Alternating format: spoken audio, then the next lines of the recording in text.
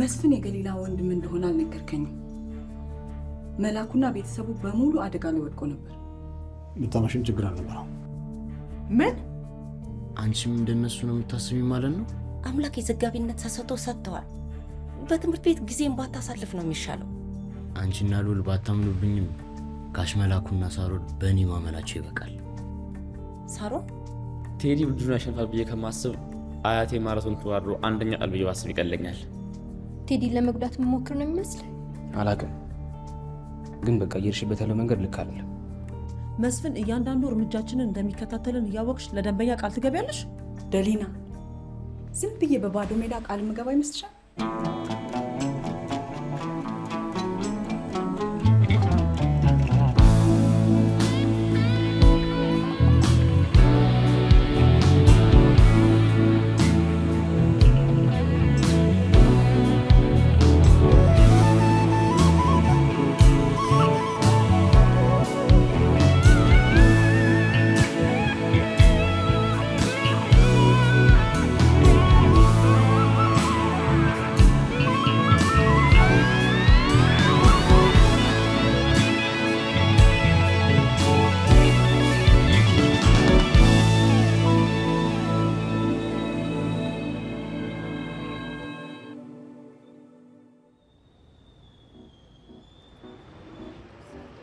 ተነሱ ተነሱ።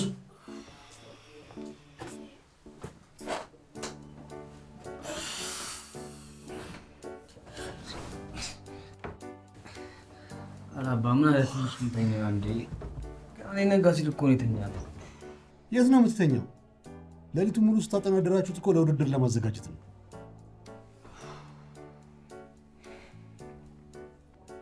ትጉ ሰው በጠዋት ነው የሚነሳው።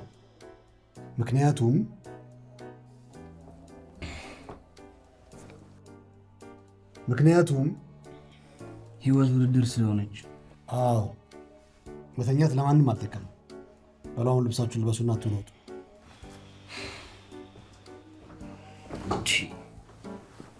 ቆይ ስንት ሰዓት ሆኖ ነው? ገና በቅጡ ራሱ መች ነው። ባይነጋማ ኖሮ አይቀሰቀሰም። እሱ በቃ ወይ ህይወቱን በሙሉ እንደ ወታደር ስለሆነ እኛ መኖር አለብን እንዴ? በላውን ከታዘዝነው ውጭ ማድረግ ምንም አማራጭ የለን። ተነስ።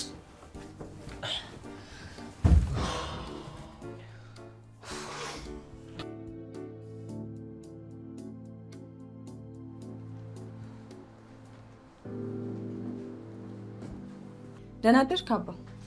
አልረበሽኩም አይደል? ለምን ስልክህን ማትመለሽልኝ? ስልክህን መለስኩልህ ማለት ወደ ስራ ገባህ ማለት ነው።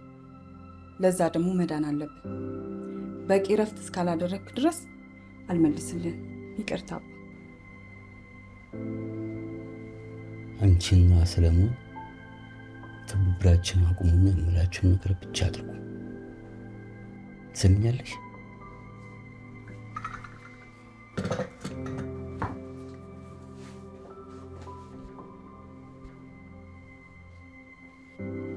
ስልክህን ከፈለክ ምልህን አድርግ። አሁን ደግሞ ጭራሽ ታዥኛ ማለሽ? አይደለም አባ፣ ስለ መስፍን ብዙ ነገር ማወቅ ፈልጋለሁ። ለምን? ምንም ነገር ከማድረጌ በፊት ስለሱ ማወቅ አለብኝ። ያው እንደነገርኩሽ ወደዚህ ስራ እንደገባ መንገዱን የጠረገልኝ እሱ ነው። ስራ እንዴት አብራችሁ ጀመራችሁ? እናታቸው ጥላኝ ስትሄድ በችግር ላይ ወድቄ ስለነበር ምንም ነገር ከመስራቱ በኋላ አልልም ነበር። ያንን መስፍን ያውቅ ስለነበር ከእሱ ጋር እንደሰራ አደረገ። እኔም ሌላ ምርጫ ስላልነበረኝ አብሬው መስራት ቀጠልኩ እና አብረን የሰራናቸው ስራዎች ስኬታማ ነበሩ። ያም የሆነው ሁለታችን ተማምለን ስለነበረ። ተማምለን? ስራችን ተሳክቶ ጥሩ ገንዘብ ካገኘን ከዚህ ህይወት ለመውጣት የንግድ ስራ ለመጀመር። እና ምን ተፈጠረ? መስፍን ስግብግብ ሆነ። መቼ ማቆም እንዳለበት ማወቅ ተሳነው። ማለት ግድ የለሽ ሆነ። ለማያውቀው ሰው የመኪና ዕቃ ሸጠ። ያ የማያውቀው ሰው ፖሊስ ነበር። እሺ ከዛስ? ከዛማ ምን ልበልሽ፣ በመኪና ዘረፋና በሕገ ወጥ መሳሪያ ዝውውር ምናልባሽ ብዙ ክስ ተመስርቶበት ተፈረደበትና እስር ቤት ወረደ። እና እኮ የሱ ጥፋት ነው። አዎ፣ ነገር ግን ይሄ ሁሉ ሲፈጠር የኔን ስም አልጠራም። አሳልፎ ሳይሰጠኝ ብቻውን ከርቸሌ ወርዶ፣ እኔ ግን አንድም ቀን ሄጄ ጠይቄው አላውቅም። እና ውለታ እንዳለብህ ነው የምታስበው? እሱ እኮ ያለ ፈቃደ ጥፋት አጥፍቶ ነው የተያዘው። በደንብ ያቀኛል ብለን አብረን ብዙ ሰርተናል። ሁሉንም የገነባ ነው አብረን ነው። ቢሆንስ? ለዛ ነው ሁሉም ነገር ላይ ግማሽ እንደሚገባው የሚያስበው። የምሩም ባልሆነ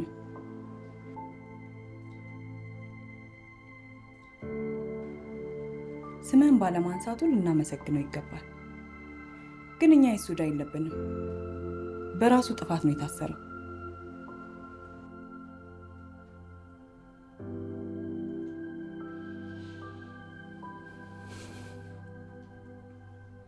የ1996 ዓመተ ምህረት የኢትዮጵያ ፌዴራላዊ ዲሞክራሲያዊ መንግስት የወንጀል ህግ ቅጣቶች እና የጥንቃቄ እርምጃ አንቀጽ 117 ንዑስ አንቀጽ 1።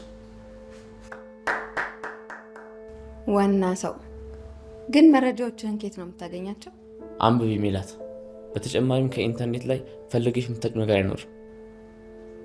ስለ ግድያ ምንም አይነት ነገር ሪሰርች ማድረግ አይጠበቅብኝም። አባቴ በጥይት ተመቶ ተገድሏል። ገዳዩ የሞት ፍርድ ማግኘት አለበት። ክርክር ለአንተ የተፈጠረ ነው የሚመስለው። እኔን ግን አታዘናጋኝ። ቴዲን ለማሸነፍ በቂ የሆነ መረጃ በስልክ ላይ ሰብስቤያለሁ። ስልክ ላይ ምን ይሰራል? በየትኛውም ቦታ ላይ ማጥናት እችላለሁ። ስለዚህ አዳሜ ጉድ ይፈላል።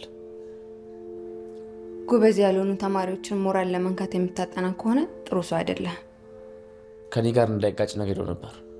እሱ ግን ሳሮንና ጓደኞቹ ሲያራግቡለት የልብ ተሰማውና አናቴን ለማውጣት ፈለገ። ለዛ ዋጋ አስከፍለዋለሁ። ያ ባንተ አያምርም ልዑል። የክርክር ክበብ በአስተሳሰብና በእውቀታቸው ላቅ ካሉ ሰዎች ጋር የሚደረግ የሀሳብ ፍጭት እንጂ ማንኛውም ሰው ስለፈለገ ማውራት የሚችልበት ቦታ አይደለም። ሙቀዋል እንዲ ሻወር ቤት? እኔ እንጃ።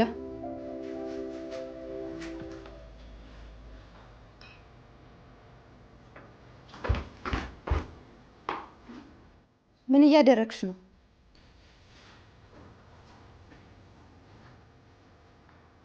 ስልክ አንቺ ጋር ምን ይሰራል? መረጃዎችን ሁሉ ሳትደልታችሁ አትቀር። ውሸቷን ነው። ራሷ ነች ፋይሎቹን ስደልታችሁ የነበረችው። የምርሽ ነው? ስደርስብሽ እኔ ላይ ለማላከክ ትሞክሪያለሽ እንዴ? ምን እያደረግሽ ነው? ስራሽን አምነሽ ለመቀበል ሞክሪ። ለምን ታደርጊያለሽ? ምን አስበሽ ነው? እሷ ነች አልኩህ እኮ።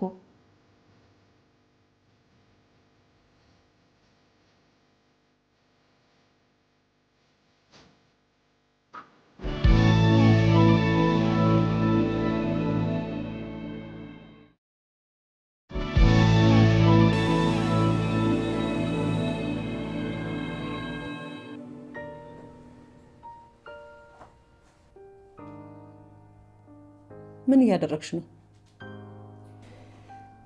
ስወት አናሊሲስ ደግሞ ምንድን ነው እሱ? ጥንካሬ፣ ድክመት፣ እድል፣ ስጋት።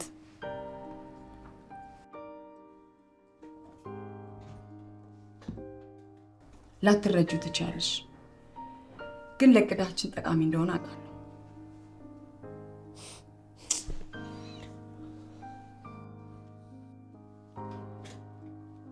በመጀመሪያ ቦታችንን ማስመለስ ይኖርብናል። ሁለተኛው ቅድስ ከዛኛ ወደ ስራችን መመለስ ልክ እንደ ድሮ። መኪኖቹን ይዘን ስንገባ መስፍን የሚወስድብን ከሆነ ምን ዋጋ አለው? ያ እንዳይሆን እኮ ነው እቅድ እያወጣን ያለ ነው ደሊና።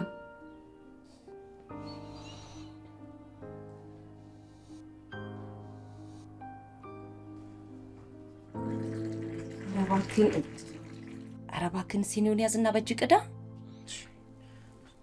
ገቤን ስላመመኝ እኮ ነው። ወይ ጉዴ! ምን ሆነክ ነው ደግሞ የሚያምህ? የትላንትናው ድካም አለቀቀኝ። በዛ ላይ ደግሞ ማታ ስናጠና እኮ ነው ያደርነው። ጋሽ መላኩ ደግሞ በጠዋት ነው የቀሰቀሰ። ይኸው ከእኔ እዚህ ጋር ብታድር ኖሮ ይህ ሁሉ ጣጣ አይመጣብህም ነበር። በልሻውን ዳቦል በሻይ በልተህ ሂድ። ዘንድሮ ኑሮ ተወዷል። ቅንጥብጣቢ እንኳን ገዝቼ ልደና ነገር ሰርቼ በልተህ እንዳትሄድ።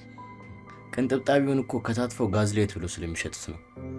የምር ነው እንዴ? እና ታዲያ ቅንጥብጣቢ ለምን የጠፋ ይመስልሻል? በቃ ድሀ መኖር አልቻለም። እኛ እኮ ደግሞ ጋሽ መላኩ ጋር ሄደን እኮ እየበላን ነው። ለምን ካልሰራው ብለሽ ትጨነቂያለሽ? ልጄ የሰው ቤት የሰው ነው። ጋሽ መላኩ ቤት እኮ የእኛም ቤት ማለት ነው። ቆይ ግን እሱ ምን አስበው ነው? እሱ ነው አይደል ክርክር ውስጥ እንድትገባ ያደረገ? እኔ ስለሚተማመን ነው። እኔ ግን ሌላ ነገር ውስጥ እንዳይከት እፈራለሁ። ምክንያቱም አያሸንፍም ብለሽ ስለምታምኚ ነዋ። እኔን መረዳት ሲኖርብሽ አንቺ ግን እንደውም እረዳሃለሁ፣ ልረዳ እችላለሁ። አንድ ጓደኛ አለኝ፣ እንደውም ታውቀዋለህ፣ ያ ዶክተር ለመሆን የሚሰራው። እና ታዲያ እሱን እንዴት ሊረዳኝ ይችላል? ህመምተኛ ብሎ መረጃ ይጽፍልሃል። ያንን መረጃ ይዛ ለአቶ መላኩ ትሰጠዋለህ። ምን? አዎ በቃ ክርክሩን ጥለህ ውልቅ። አላደርገውም። ለምን?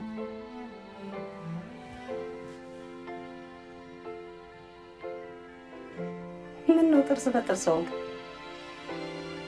ማነች? አታውቂያት? በልሻውን ማንጋጠጡን ሆነ ወደ ትምህርት ቤት ሂድ። አንተ ተነስና ሂድ።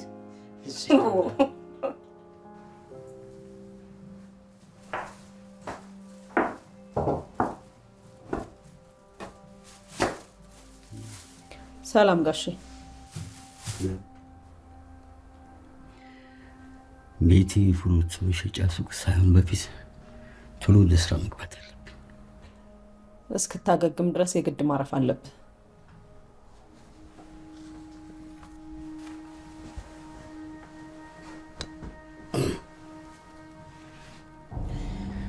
ሊያሳብጡኝ ነው። ያው የሐኪሙ ትእዛዝ አይደል? አንዱ የሰለቸኝ እሱ ነው። አንተ እስክትመለስ ድረስ ጋሼ ብሌን እቅድ አውጥታ እየሰራን ነው።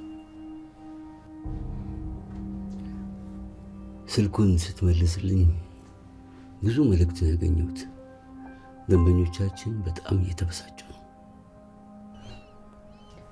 መስፍን ሁሉን ነገር ነው የወሰደብን። መኪናውን፣ ጋራዡን፣ መካኒኮቹን፣ ሁሉንም።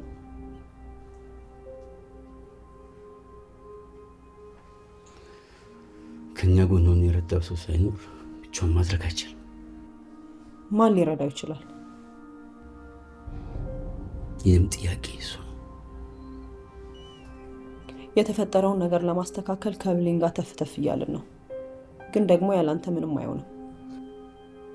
እኔ ኖርኩም አልኖርኩም ለተፈጠረው ችግር በሙሉ መፍትሄ መፈለግ አለብን በቶሎ።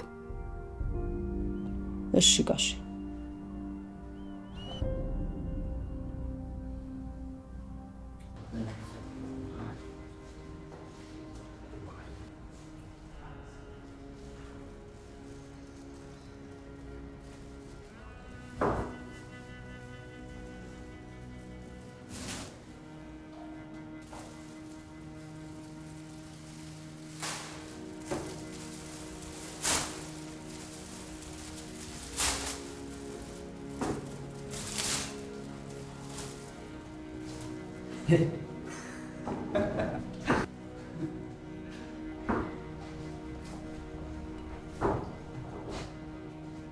ቆይ አንተ ግን ስርዓትን ብትይዘ ይሻላል።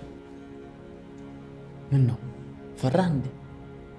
ይኸውልህ በዚሁ የምትቀጥል ከሆነ ከጉልበተኛ ዱላ ማንም እንደማያድነው እወቅ እሺ። እንደውም ከሞኝ ጋር የተደረገ ክርክር የሚል መጽሐፍ ለመጻፍ አስቤያለሁ።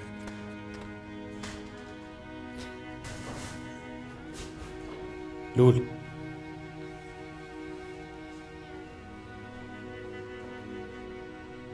ከአቅም በላይ የተንጠራራ አልመሰለህም? ምን ነው አንተን ፈራህ እንዴ? ለነገሩ እንደዚህ አይነት የክርክር ብቃት ያለው ልጅ ታገኙ ባትፈሩ ነበር የሚገርመኝ። እሱን ተው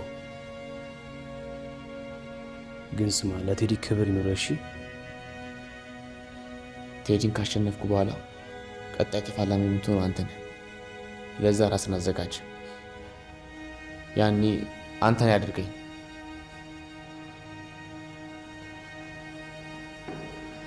መስፍን ደሊና ይዛ የመጣችውን መኪና ሲነጥቅ ዝም ማለት ነበረባችሁ? ሽጉጥ ይዘው ነበር እኮ። ቢሆንም ከመስፍን ጋር መልሳችሁ መስራት እንደማትፈልጉ እያወቅ ይህን ማድረግ አልነበረብህም። ቆይ ከኔ ምን እንደምትፈልጊው? ለአባቴ ምን ያህል ታማኝ እንደነበር ካውቃለሁ። አርቀህ እንድታስብ እፈልጋለሁ።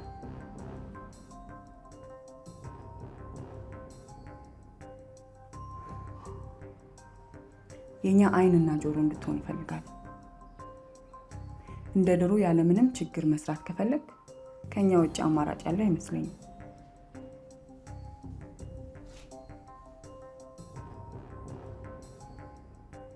እና ምን አሰብክ?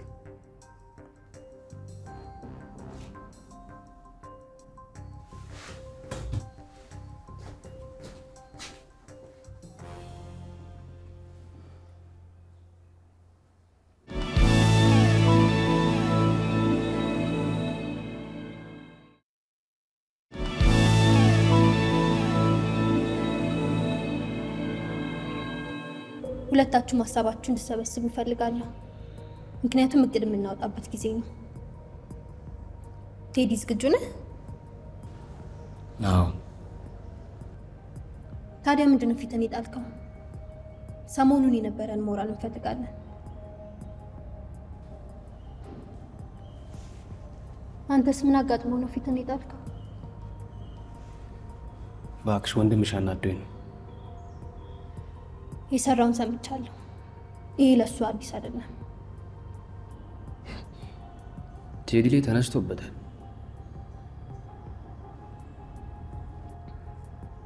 የድሮ ትምህርት ቤታችን ውስጥ የክርክር ቡድን መሪ የሚመረጠው እሱ ነበር። ይሄ ደግሞ የድሮ ትምህርት ቤቱ አይደለም። ስለዚህ ዋጋውን ያገኛል።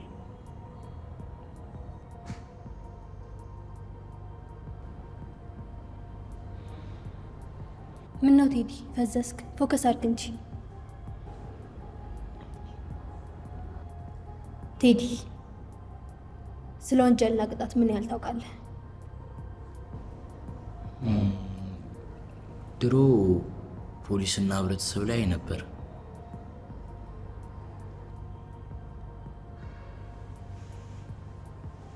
ለምን የሙከራ ክርክር አናደርግም? ክርክር ለምን እንደሚጠቅም አንተም ትረዳለህ። እሺ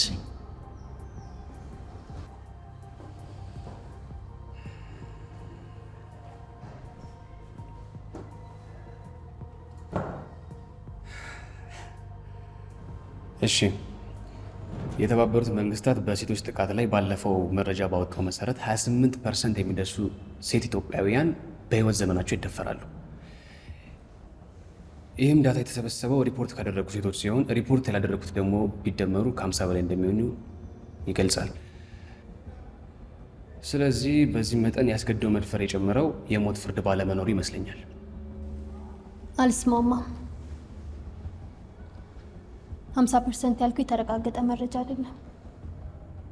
ዋናው ነጥብ እኮ የሞት ቅጣት ለሌሎቹ አስተማሪ ስለሚሆን ያስገድዶ መድፈር በከፍተኛ ሁኔታ ይቀንሳል ማለት ነው። ማንኛውም ሰው ለጥፋቱ ቅጣት ካገኘ መማር ይችላል። ስለዚህ በሞት ፍርዱ ተስማምተሻል ማለት ነው? አልወጣኝም። የእስር ጊዜም ቅጣት ነው። እኔ ግን አንድ ጥያቄ ልጠይቅህ። ይህንን ጥናት ሲያዘጋጅ የተሳሳቱ መረጃዎችን ሰብስቦ እንዳልሆነ በምን ታውቃለህ?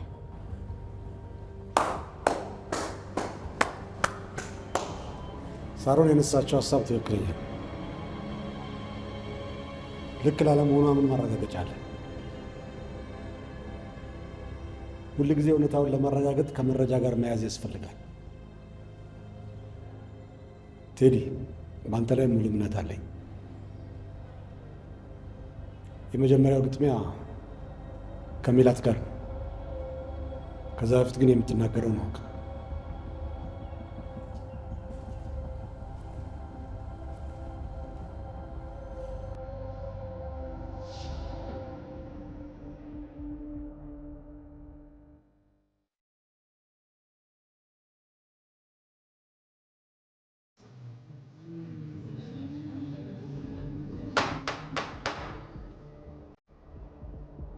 ሁላችሁም አስተውሉ። በክርክር ወቅት ትክክለኛ መረጃ ያለው ነው የሚረታው። ተጨንቄያለሁ። ምንም አትሆኝም። መምህርት ህሊና እንደምትለው ማድረግ ብቻ ነው የሚጠበቅብሽ።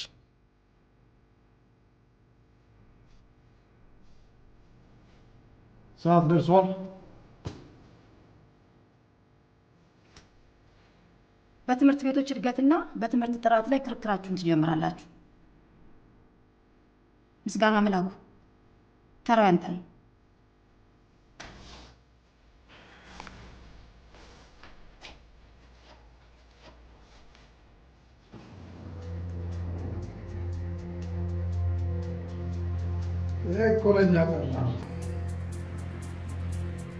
ቦስ ምንድን ነው? አዲስ ስራ መጥቷል። የት ነው? አድራሻውን እልክልሃለሁ። እና አሁን እንሂድ። ሁሉንም ነገር ሳምሶን በመንገድ ላይ ያብራራልሃል። እሺ አለቃ።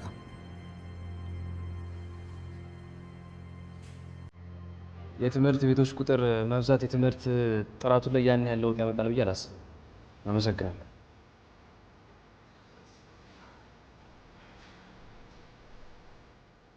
በመጀመሪያ ደረጃ የትምህርት ቤቶች ቁጥር መጨመር ስናነሳ ከትምህርት ቤቶች ግንባታ ጋር ተያይዞ መነሳት ያለባቸው የተግባር መማሪያ ወርክሾፖችና ላብራቶሪዎች ናቸው። ይሁን እንጂ በተጨባጭ እንደምናየው ትምህርት ቤቶች ግንባታቸውን በከፊል እንኳን ሳያጠናቅቁ ተማሪዎችን ተቀብለው ማስተማር ይጀምራሉ። ለዚህ ደግሞ ትልቁ ማሳያ ከ1997 ወደ የተከፈቱ ዩኒቨርሲቲዎች ናቸው። አብዛኛው አዲስ ዩኒቨርሲቲዎች የተግባር ልምምድና የላብራቶሪ ጉዳይ የማይታሰብባቸው በሆነበት ወቅት ተማሪዎችን ተቀብለው ማስተማር መጀመራቸው የትምህርት ጥራት ላይ አሉታዊ ተጽዕኖ ፈጥሯል። ለዚህም አንዳንድ ዩኒቨርሲቲዎች እንደ ድሮ አስተምረው ብቻ ከማስመረቅ ይልቅ የመውጫ ፈተና ማዘጋጀታቸው የትምህርት ጥራት ማነስ ማረጋገጫ ነው።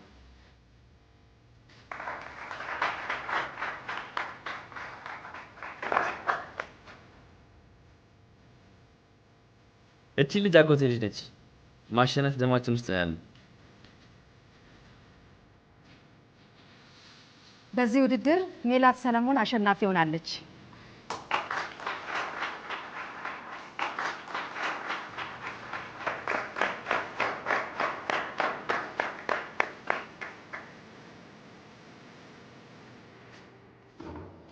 ቤት እንገናኛለን።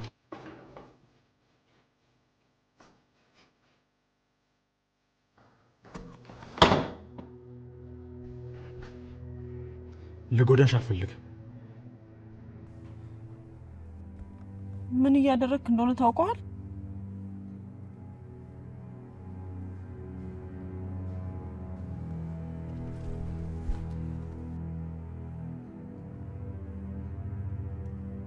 በስነ ስርዓቱ ብናወራ አይሻልም? ቀሽቲ፣ አንድ ቀን ግን እጄ ላይ ይጥላል። ከኔ ጋር አንድ ሁለት መባባሉ አይጠቅምሽም። ከዚህ በኋላ ወደዚህ አካባቢ ተመልሳችሁ ባትመጡ የተሻለ ነው።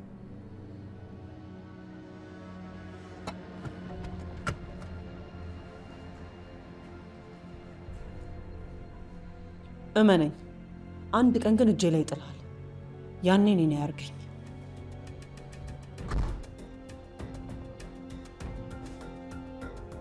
በሊድና መካኒኮቹን ጥራቸውን ወደ ስራ ግቡ።